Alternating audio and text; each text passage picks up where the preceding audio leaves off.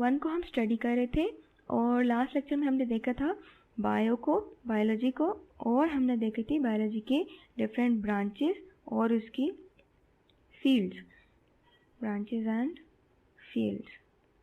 आज के लेक्चर में हम देखेंगे different levels of organisation, levels of biological organisation.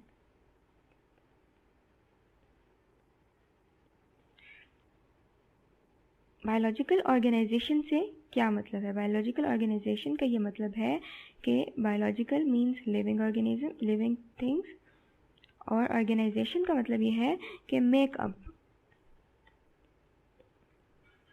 Makeup से मुराद ये है कि लिविंग ऑर्गेनिज्म किन चीज़ों से मिलके बनी होती हैं, वो क्या कंपोनेंट्स हैं, वो क्या चीज़ें हैं जिनसे लिविंग ऑर्गेनिजम्स मिलके बने हुए हैं। तो जब हमने लिविंग ऑर्गेनिजम्स की ऑर्गेनाइजेशन को स्टडी करना है, हम उसे लेवल्स के अंदर स्टडी करते हैं। हम उसको एक ही दफ़ा में इकट्ठा स्टडी नहीं कर सकते बिकॉज ये बहुत वाइड टॉपिक है। तो हम डिफरेंट लेवल्स बना लेते हैं। लेवल्स का मतलब है हम डिफरेंट स्टेजेस बना लेते हैं और उन स्टेजेस को स्टडी करते हैं 1 बाय 1 और फिर हम कहते हैं ये बायोलॉजिकल ऑर्गेनाइजेशन है।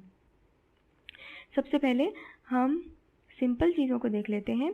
जितने भी हमने अपनी पिछली क्लासेस में पढ़ा था कि जितने भी लिविंग ऑर्गेनिजम्स हैं, नॉन लिविंग ऑर्गेनिजम्स हैं, हर चीज़ है, एवरीथिंग, हर चीज़ जो है वो एटम से मिलके बनी होती है। Everything is composed of atoms.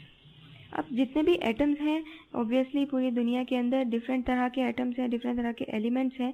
Total जो दुनिया में नेचुरली अकरिंग एलिमेंट्स हैं वो 92 हैं। 92 नेचुरली अकरिंग। अब इन 92 नेचुरली अकरिंग एलिमेंट्स में से नेचुरली अकरिंग एलिमेंट्स, इन 92 नेचुरली अकरिंग एलिमेंट्स में से सिर्फ 16 एलिमेंट्स ऐसे हैं जो कि बायो एलिमेंट्स हैं। बायो एलिमेंट्स का क्या मतलब है? बायो एलिमेंट्स का मतलब है कि ये एलिमेंट्स लिविंग ऑर्गेनिजम्स के अंदर पाए जाते हैं। चार्ट को हम स्टडी करेंगे। इस चार्ट के अंदर हमारे पास डिफरेंट एलिमेंट्स हैं, ये सब बायो एलिमेंट्स हैं हमारे पास, और ये सारे बायो एलिमेंट्स की डिफरेंट परसेंटेजेस हमारे पास हैं, किस परसेंटेज में कौन सा एलिमेंट हमारे बॉडी में पाया जाता है। अब इन सारे एलिमेंट्स में अगर हम देखें तो सबसे ज़्यादा हमारे बॉडी में ऑक्सीजन पाया जाता है, और ऑक्सीजन की परसेंटेज कितनी है? 65%, यानी हमारी बॉडी के अंदर 65% ऑक्सीजन है। ये ऑक्सीजन कंबाइंड फॉर्म में भी हो सकती है, यानी किसी एलिमेंट, ये जो एलिमेंट है कोई कंपाउंड बना ले जैसे वाटर या इसके अलावा कोई और कंपाउंड, या फिर ये ऑक्सीजन फ्री फॉर्म में भी हमारे बॉडी के अंदर पाई जा सकती है। इसके अलावा हमारे पास जो बाकी एलिमेंट्स आ जाते हैं उनमें कार्बन है और हाइड्रोजन है, नाइट्रोजन है, calcium, phosphorus, potassium, sodium, chlorine, magnesium, sulphur, iron, iodine. इसके अलावा हमारे पास कुछ 1-2 एलिमेंट्स और भी आ जाते हैं जिनमें है हमारे पास मैंगनीज़ आ जाता है और कुछ और एलिमेंट्स। तो जो बाकी एलिमेंट हम जो बहुत ही कम अमाउंट में होते हैं हम उनको ट्रेसेस बोलते हैं, बिल्कुल छोटे से अमाउंट में जो हमारे पास पाया जाता है। इन ट्रेसेस में जिंक भी आ जाता है, मैग्नीज आ जाता है, इस तरह के जो एलिमेंट्स हैं, कॉपर वगैरह, ये आ जाते हैं।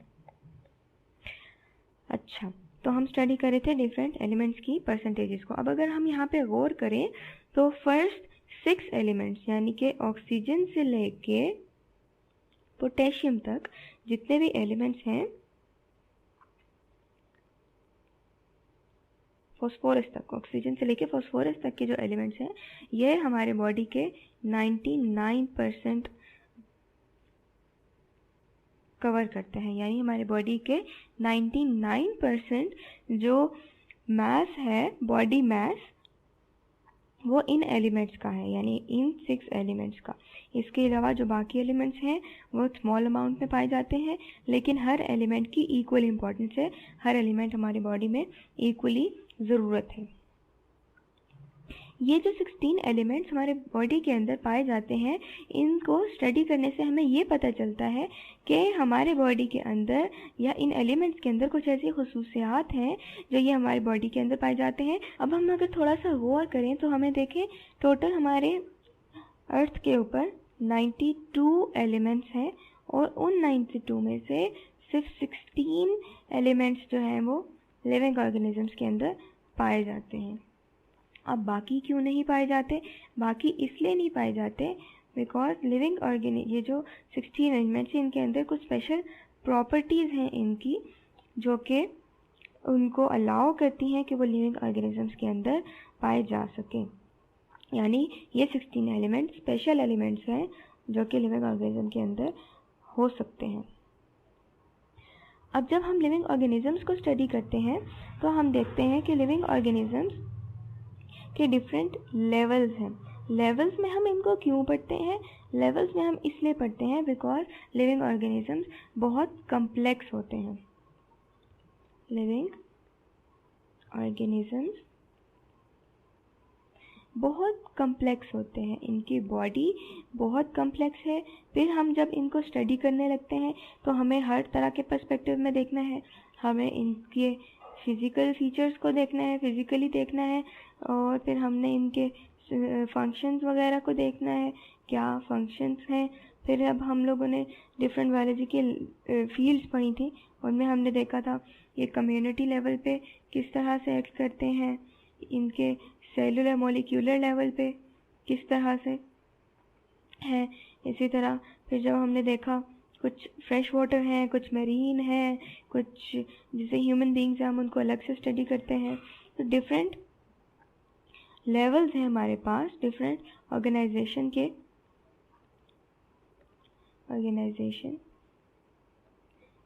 के लेवल्स हमारे पास, जिसमें हम उनको स्टडी करते हैं। सबसे पहला लेवल जो हमारे पास आता है वो हम कहते हैं सब एटॉमिक पार्टिकल्स। सब एटॉमिक पार्टिकल्स क्या होते हैं? सब एटॉमिक पार्टिकल्स जो हैं वो किसी भी एटम के अंदर मज़ीद जो पार्टिकल्स पाए जाते हैं, जैसे for example electrons, protons, neutrons, या फिर उसके अलावा पाए जाने वाले जितने भी एलिमेंट्स, जो जितने भी पार्टिकल्स हैं, उन सबको हम सब एटॉमिक पार्टिकल्स कहते हैं। यानी एक एटम के अंदर सब एटॉमिक पार्टिकल्स, जब हम पूरे इनको कंबाइन करते हैं तो वो क्या बनाते हैं? वो एक एटम बनाते हैं। यानी सब एटॉमिक पार्टिकल्स कंबाइन करके एक एटम बनाते हैं। उसके बाद जो लेवल हम स्टडी करते हैं वो है मॉलिक्यूलर लेवल। मॉलिक्यूलर लेवल में हम क्या पढ़ते हैं? मॉलिक्यूलर लेवल में हम डिफरेंट मॉलिक्यूल्स को स्टडी करते हैं। जो एटम्स हैं वो कंबाइन करते हैं और वो कंपाउंड्स और मॉलिक्यूल्स बनाते हैं। उन मॉलिक्यूल्स को जब हम स्टडी करते हैं तो वो एक मॉलिक्यूलर लेवल आ जाता है। मॉलिक्यूलर लेवल के बाद हमारे पास आता है organelles, cells and organelles. Cells organelles को जब हम स्टडी करें तो वो सेल एंड ऑर्गेनेलिस लेवल आ जाता है। सेल्स के अंदर हम क्या स्टडी करते हैं? हम सेल्स के फंक्शन को, स्ट्रक्चर को, और सेल्स के अंदर पाए जाने वाले ऑर्गेनेलिस कहते हैं सेल के अंदर जितनी भी चीज़ें हैं। फॉर एग्जांपल न्यूक्लियस है या वैक्यूल है, या फिर न्यूक्लियस के अंदर पाई जाने वाली चीज़ें वैक्यूल हो गया, या फिर माइटोकॉन्ड्रिया, गोल्जी बॉडीज़, राइबोसोम्स, जो भी हमने सेल के बारे में पढ़ा है, सेल के ऑर्गेनेलिस कहलाती है। सेल के अंदर जो भी चीज़ें पाई जाती हैं।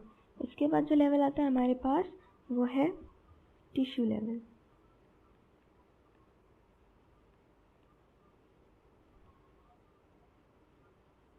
टिश्यू लेवल क्या है?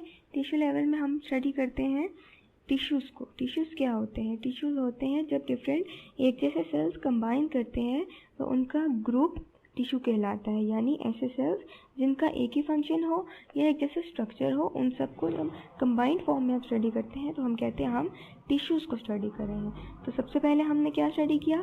सब एटॉमिक पार्टिकल्स को स्टडी किया। तो ये कौन सा लेवल हो गया? ये सब एटॉमिक पार्टिकल्स लेवल हो गया। उसके बाद जब हम स्टडी करते हैं वो एटम्स को और डिफरेंट मॉलिक्यूल्स को स्टडी करते हैं। एटम्स को जब हम स्टडी करेंगे तो एटॉमिक लेवल, मॉलिक्यूल्स को स्टडी करेंगे मॉलिक्यूलर लेवल। उसके बाद जो लेवल आता है हमारे पास वो है cell and organelles level. Cell और ऑर्गेनेलिज में हम क्या पढ़ेंगे, हम डिफरेंट सेल्स को स्टडी करते हैं, सेल्स की मेकअप, किस तरह से सेल बना हुआ है, उसका क्या फंक्शन है और उसके अंदर कौन कौन से ऑर्गेनेलिज पाई जाती हैं। सेल और ऑर्गेनेली के बाद जो है हमारे पास आता है टिश्यू लेवल। टिश्यू लेवल के अंदर हम देखते हैं कि डिफरेंट तरह के टिश्यूज़ किस तरह से काम कर रहे हैं, उनका क्या फंक्शन है और उनकी क्या बनावट है। टिश्यू लेवल के बाद हम स्टडी करते हैं organ level. Organ level different tissues जब कंबाइन करते हैं तो हमें मालूम है कि वो एक ऑर्गन बनाते हैं। ऑर्गन कुछ भी हो सकता है, जैसे फॉर एग्जांपल हमारे मस्कुलर टिश्यूज़ कंबाइन करके एक ऑर्गन बना रहे हैं, फॉर एग्जांपल हमारी लेग या फिर हमारी आर्म। तो मसल्स कंबाइन किए यानी टिश्यूज़ कंबाइन किए और एक पूरा ऑर्गन बन गया। ऑर्गन लेवल को जब हम स्टडी करेंगे उसके अंदर हम डिफरेंट ऑर्गन्स को देखेंगे। उसके बाद जो हमारे पास आ जाती है लेवल ऑफ ऑर्गेनाइजेशन वो है organ system level. Organ system level पे हम डिफरेंट सिस्टम्स को स्टडी करते हैं जो उन ऑर्गन से मिल के बना है।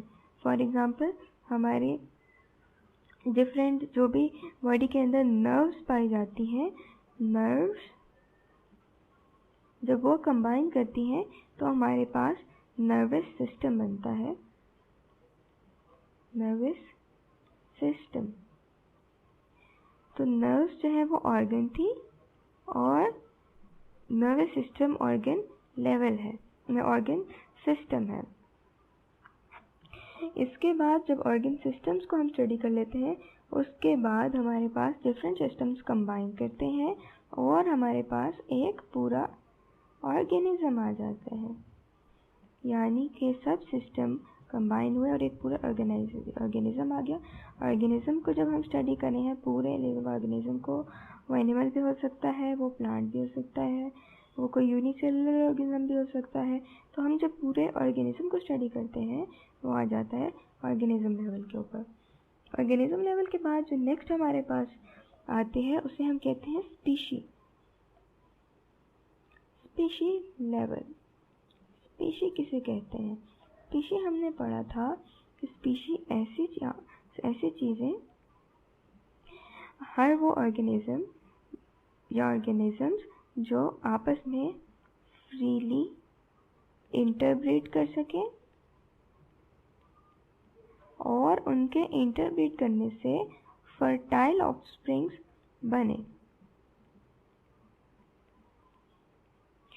फ्रीली इंटरब्रीड का मतलब है कि हम इजीली उनके मैच बना सकें, उनके क्रॉसेस बना सकें आपस में, और उसके बाद जो उनके ऑफस्प्रिंग्स या न्यू जनरेशन प्रोड्यूस हो वो फर्टाइल हो, यानी वो भी कैपेबल हो कि उसके बाद मज़ीद जनरेशन्स बनाई जा सकें। तो ऐसे सारे ऑर्गेनिज्म जब इकट्ठे होते हैं वो एक स्पीशी हो जाती है। फॉर एग्ज़ाम्पल स्पीशी के अंदर हम देख लेते हैं एग्ज़ाम्पल ह्यूमन बींग्स की। ह्यूमन बींग्स एक अलग स्पीशी है। इसी तरह डिफरेंट प्लांट्स में हम देख लेते हैं, जैसे फॉर एग्ज़ाम्पल रोज़ प्लांट है तो रोज़ एक अलग स्पीशी है। इसी तरह अगर हम मज़ीद एनिमल्स में देखें या एनिमल्स के अंदर मज़ीद देखें तो कैट्स आ जाती हैं, कैट्स की एक अपनी स्पीशी है। तो ये सब स्पीशीज़ हैं। इसके बाद स्पीशी लेवल के बाद जब हम स्टडी करते हैं तो वो ग्रुप ऑफ ऑर्गेनिजम्स को स्टडी कर रहे हैं।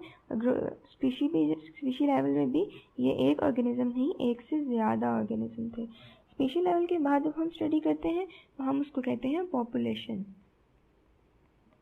पॉपुलेशन क्या होता है? पॉपुलेशन को हम इस तरह से डिफ़ाइन करते हैं कि तमाम वो लिविंग ऑर्गेनिजम्स जो एक ही वक्त में एक ही जगह पे पाए जाते हों वो एक पॉपुलेशन बनाते हैं। और जब उन पॉपुलेशन को स्टडी कर रहे हो तो पॉपुलेशन लेवल कहते हैं हम उसे, क्योंकि एक लेवल है ये पॉपुलेशन का। पॉपुलेशन के बाद जो हमारे पास नेक्स्ट लेवल आता है उसे हम कहते हैं कम्युनिटी। कम्युनिटी क्या है? कम्युनिटी ये है कि डिफरेंट स्पीशीज़ एक ही वक्त में एक ही जगह पाई जाए, और ये जो सब ऑर्गेनिजम्स इकट्ठे हों, उन सबको हम जब स्टडी करते हैं तो हम उसे कहते हैं ये कम्युनिटी लेवल है। तो बेसिकली ये हमारे पास कुछ लेवल्स ऑफ ऑर्गेनाइजेशन जो हमने स्टडी किए। सबसे पहले हमारे पास क्या आया, सब एटॉमिक पार्टिकल लेवल, उसके बाद एटॉमिक लेवल, फिर मोलिकुलर लेवल, फिर ऑर्गेनेलिस एंड सेल लेवल, फिर टिश्यू लेवल। टिश्यू लेवल के बाद हमारे पास ऑर्गन लेवल आया, ऑर्गन लेवल के बाद ऑर्गन सिस्टम लेवल, फिर ऑर्गेनिज्म लेवल, ऑर्गेनिज्म के बाद स्पीशी लेवल, और स्पीशी लेवल के बाद पॉपुलेशन, और फिर कम्युनिटी लेवल। और डिफरेंट कम्युनिटी जब कंबाइन होती हैं उसके बाद एक जो सबसे बड़ा लेवल आता है हमारे पास, जिसमें ओवरऑल ये सारी चीज़ें आ जाती हैं, उसे हम कहते हैं बायोस्फीयर। बायोस्फीयर बेसिकली क्या है, वो स्पेस है जिसमें सारे लिविंग ऑर्गेनिजम्स आ जाते हैं। उसमें प्लांट्स भी होते हैं, उसमें एनिमल्स भी होते हैं, उसमें छोटे माइक्रो ऑर्गेनिजम्स भी आ जाते हैं, इंसेक्ट्स भी आ जाते हैं, जितने भी लिविंग ऑर्गेनिजम्स हैं वो सब उसके अंदर आ जाते हैं। एक डायग्राम अगर हम देखें तो इससे हमारे थोड़ा सा क्लियर होगा कि लिविंग ऑर्गेनिज्म किस तरह से किन किन लेवल्स पे होते हैं। अब ये डिफरेंट लेवल्स यहाँ पे डिफाइन हुए हैं। जैसे सबसे पहले हमारे पास है मॉलिक्यूलर लेवल। मॉलिक्यूलर लेवल में आप देख सकते हैं, इन मॉलिक्यूलर लेवल में हमने एटॉमिक और सब एटॉमिक जो लेवल था वो भी कंबाइन हो चुका है। इसमें ग्रुप ऑफ एटम्स को स्टडी कर रहे हैं हम यहाँ पे। जैसे फॉर एग्जांपल ये ग्रुप ऑफ एटम्स है जिसमें वाटर मॉलिक्यूल बन गया है। इसी तरह ये डीएनए बना हुआ है, डीऑक्सीराइबोन्यूक्लिक एसिड, जो कि हमारे जीन्स जिसके ऊपर होती हैं। इसके बाद मॉलिक्यूलर के बाद सेलुलर लेवल आ जाता है। सेलुलर लेवल पे हम सेल्स को स्टडी करते हैं। जैसे हमारे पास एक नर्व सेल बनाया हुआ है। इसके बाद जो आ जाता है वो हमारे पास ग्रुप ऑफ सेल्स, जिसे हम टिश्यूज़ कहते हैं, टिश्यू लेवल। और टिश्यू लेवल के ऊपर हम लोग देखें, जैसे यहाँ पे हमारे पास था नर्वस टिश्यूज़। नर्वस टिश्यू जो है डिफरेंट नर्व्स के जो सेल्स हैं वो कंबाइन करते हैं और नर्वस टिश्यूज़ बनाते हैं। नर्वस टिश्यू जो है, फिर उसके बाद टिश्यू लेवल के बाद हम स्टडी करते हैं ऑर्गन लेवल। तो नर्व टिश्यू से क्या बने, ब्रेन बन गया। ब्रेन जो है वो एक पूरा ऑर्गन है, तो इसको हम स्टडी करेंगे, ऑर्गन लेवल आ जाएगा। ऑर्गन लेवल के बाद मज़ीद हमारे पास आ गया system level, organ system level. Organ system level के बाद जो हम देखते हैं वो होता है ऑर्गेनिज्म लेवल। ऑर्गेनिज्म लेवल के अंदर हम इंडिविजुअल लिविंग ऑर्गेनिजम्स को देखते हैं, जिस फॉर एग्जांपल एक एनिमल हो गया, एक प्लांट, या कोई micro organism, bacteria, fungi etcetera. तब एक पूरे ऑर्गेनिज्म को स्टडी कर रहे हैं, ऑर्गेनिज्म लेवल आ जाता है। उसके बाद जो नेक्स्ट लेवल हमारे पास वो है पॉपुलेशन। पॉपुलेशन के अंदर हम एक जैसे ऑर्गेनिज्म जो एक ही जगह पे रह रहे हों उनको स्टडी करते हैं। ऑर्गेनिज्म के बाद बेसिकली हमारे पास स्पीशीज़ आती हैं, और वो सब स्पीशीज़ जो एक ही जगह पे हों, एक ही वक्त में एक ही जगह पे पाई जाएं, उन्हें हम कहते हैं पॉपुलेशन। पॉपुलेशन लेवल के बाद हमारे पास नेक्स्ट जो आता है तो हम कहते हैं कम्युनिटी लेवल। कम्युनिटी लेवल में क्या है कि डिफरेंट पॉपुलेशंस इसके अंदर, जैसे फॉर एग्जांपल यहाँ पे आप अगर देख सकें आपको हॉक नज़र आएगा, फिर इसके अलावा आपको स्नेक नज़र आएगा, इसके अलावा ग्रास है, फिर डॉग है हमारे पास, और डिफरेंट ऑर्गेनिजम्स हैं। ये सारे ऑर्गेनिजम्स एक ही जगह पे इकट्ठे रह रहे हैं और इससे एक कम्युनिटी बन गई है। इस कम्युनिटी लेवल के बाद जो नेक्स्ट होता है उसे हम कहते हैं इकोसिस्टम लेवल। कम्युनिटी लेवल को भी कंबाइन किया हुआ है। इको लेवल में हम क्या पढ़ते हैं, इको लेवल में हम लिविंग ऑर्गेनिजम्स के साथ उनके नॉन लिविंग सराउंडिंग्स को भी स्टडी करते हैं। यानी ये थे लिविंग ऑर्गेनिजम्स के साथ उनके नॉन लिविंग सराउंडिंग में स्ट्रीम आ जाती है, रॉक्स, एयर वगैरह, ये सब कंबाइन करके इकोसिस्टम बनाएंगे। और इसके बाद जो सबसे बड़ा लेवल है वो है बायोस्फीयर का। बायोस्फीयर क्या है, या जितने भी इकोसिस्टम्स हैं वो सब कंबाइंड फॉर्म में हों। इकोसिस्टम कंबाइंड फॉर्म में किस तरह से होंगे, यानी सारी दुनिया के इकोसिस्टम्स अगर हम इकट्ठे कर लें तो वो बायोस्फीयर बनाते हैं, इसमें पूरी अर्थ के लिविंग ऑर्गेनिजम्स आ जाते हैं। तो ये तो थे हमारे पास बायोलॉजिकल लेवल ऑफ क्लासिफिकेशन। इसके अंदर आज हमने क्या देखा, सबसे पहले हमने बायो एलिमेंट्स को स्टडी किया कि कौन कौन से एलिमेंट्स हैं जो हमारे बॉडी के अंदर पाए जाते हैं। उसके बाद हमने देखा लेवल्स देखे हमने डिफरेंट, ऑर्गेनाइजेशन के हम लिविंग ऑर्गेनिजम्स को अगर स्टडी करते हैं तो हम किन लेवल्स पे स्टडी करते हैं।